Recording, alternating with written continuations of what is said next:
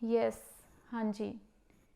Hello everyone, I hope you all are fine, and in this video we will see the third part of Indian foreign policy.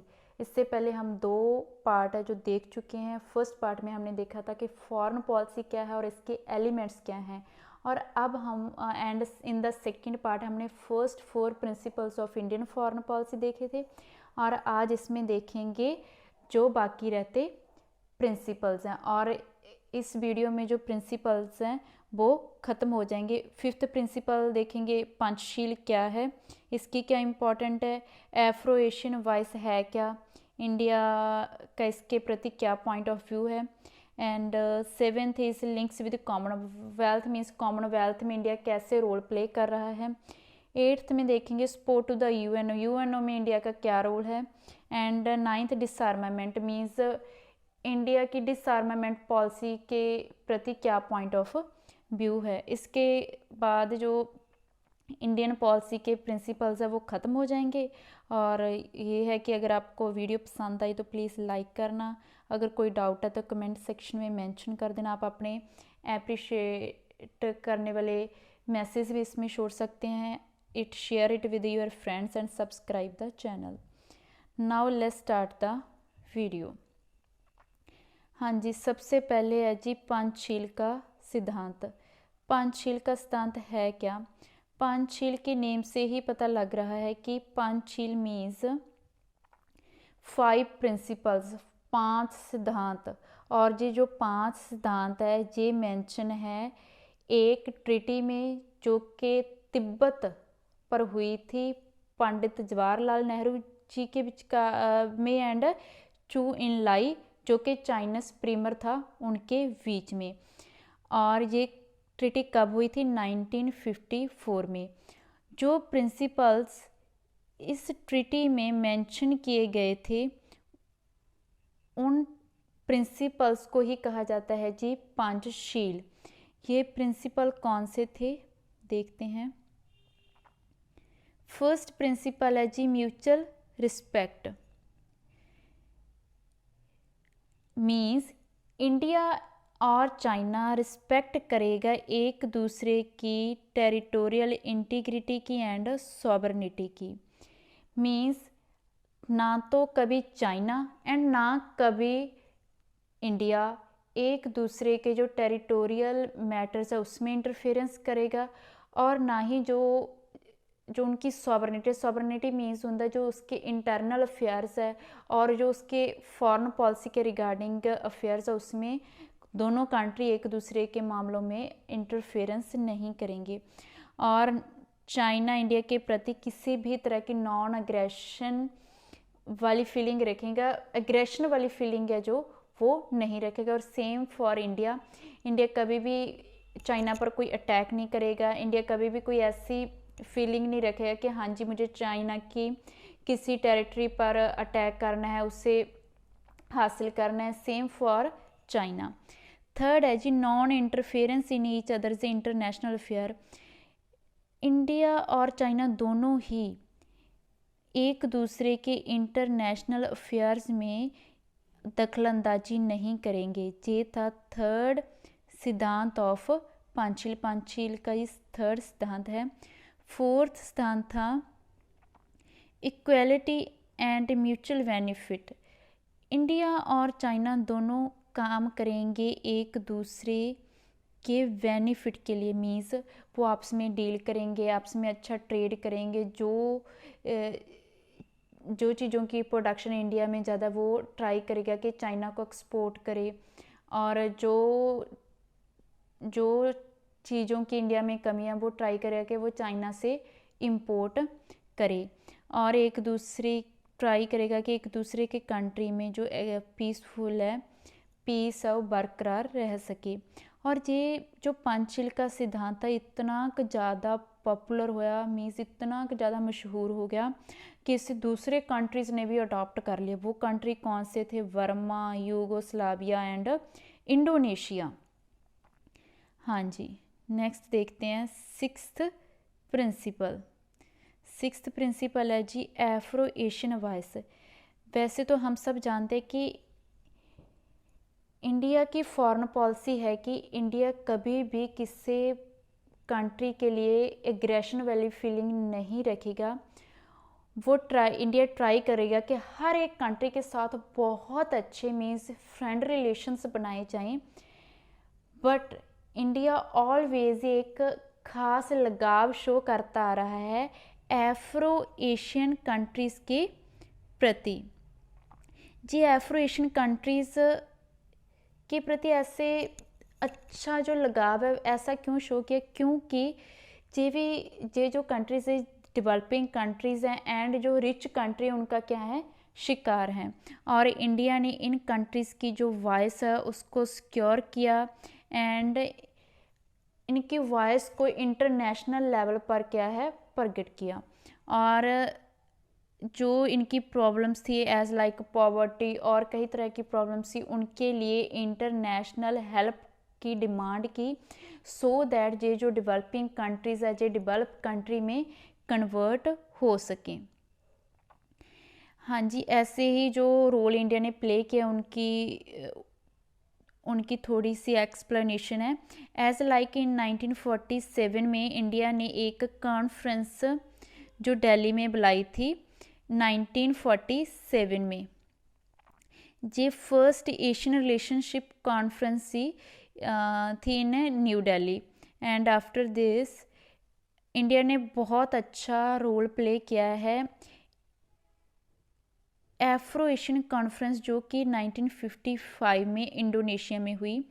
And third, बहुत अच्छा role play किया in the formation of group of 77। जब group of 77 countries का बना था वो जब form हो रहा था उसमें इंडिया ने बहुत अच्छा रोल प्ले किया है। ऐसे ही ग्रुप ऑफ 15 में and next is Indian Ocean Rim Association for Regional Cooperation इसमें and economics cooperation 1997 and SAARC में। शुरू में इंडिया सार्क में इतना इंटरेस्टेड नहीं था, बट बाद में इंडिया ने बहुत अच्छा रोल प्ले किया है सार्क की फॉर्मेशन में, सार्क को आगे डेवलप करने में, सार्क की जो कॉन्फ्रेंस हो रही हैं इन सभी में। और सार्क बना कब था? इन 1985। हाँ जी, नेक्स्ट, जब इंडिया ने इन कॉन्फ्रेंसेस में अच्छे रिलेशन बनाने में बहुत अच्छा रोल प्ले करने के कारण जो इंडिया की नेबरिंग कंट्रीज़ हैं उन्होंने इंडिया को एक नाम दिया जिसको क्या कहा जाता है, बिग ब्रदर। मीन्स जो नेबरिंग कंट्रीज़ हैं वो इंडिया को अब बिग ब्रदर कहकर पुकारती हैं। Next is the links with Commonwealth. It means India ने जो फ्रीडम गेन की थी वो की थी 1947 में, और इन 1949 इंडिया ने अपने आप को डिक्लेयर कर दिया था कॉमनवेल्थ ऑर्गेनाइजेशन का एक फुल मेंबर।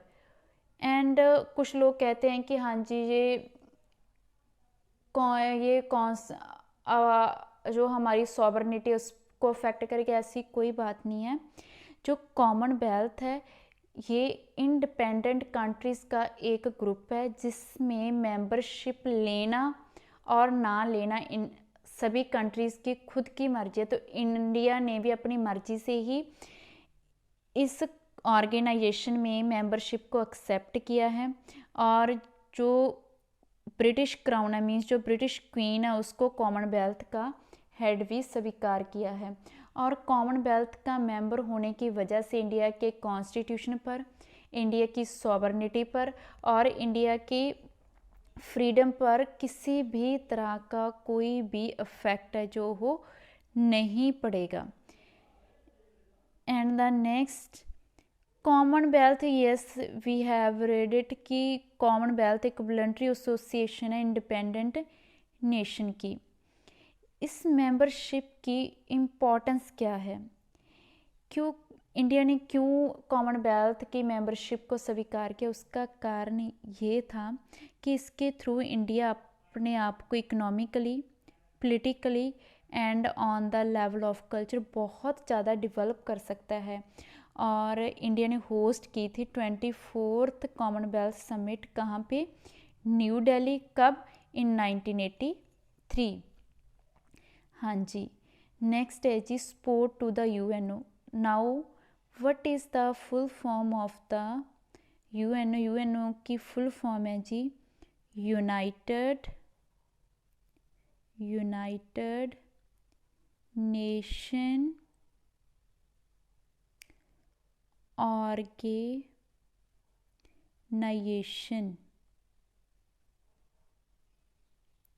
ओके। एंड अब क्वेश्चन है कि इंडिया यूएनओ का मेंबर कब बना? इंडिया इन 1945 में यूएनओ का मेंबर बना। इंडिया का यूएनओ में रोल कैसा था? कैसे इंडिया ने रोल प्ले किया?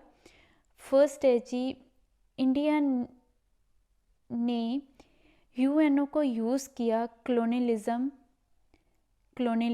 इंपीरियलिज्म एंड रेशियलिज्म के खिलाफ अपनी आवाज़ उठाने के लिए।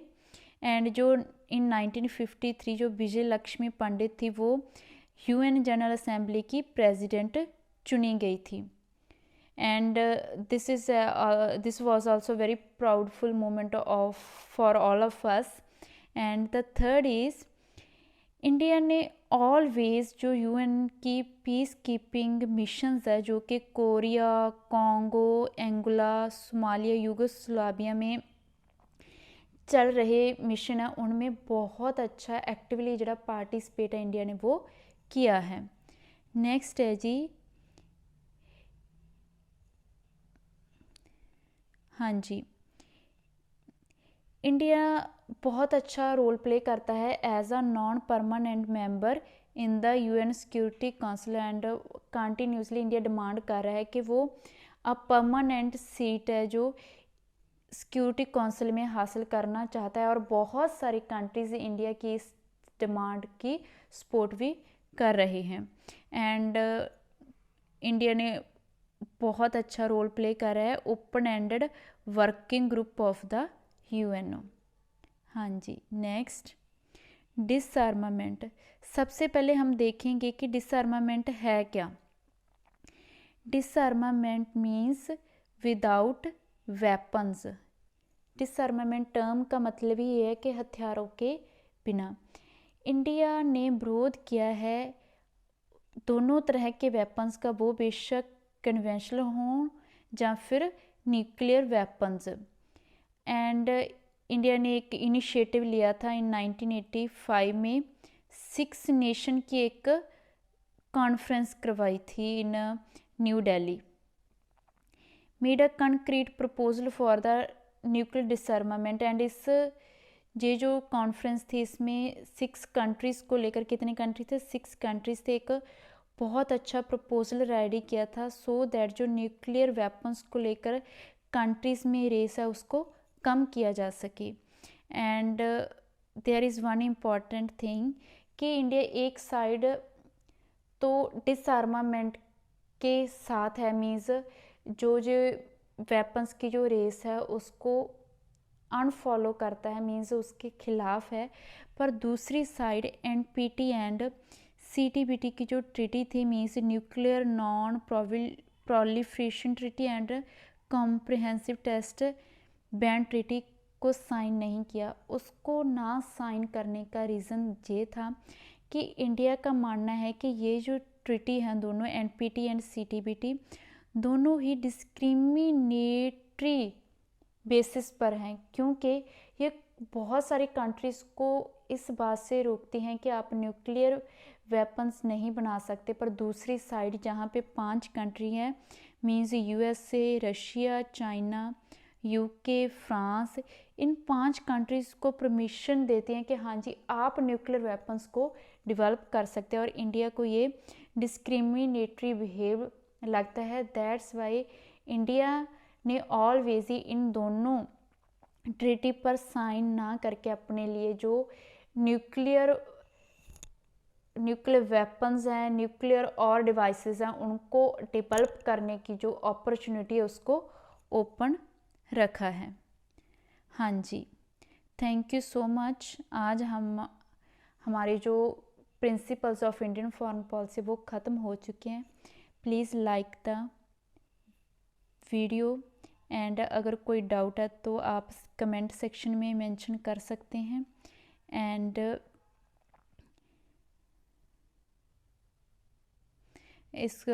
please share the video with your friends and subscribe the channel. Thanks for watching.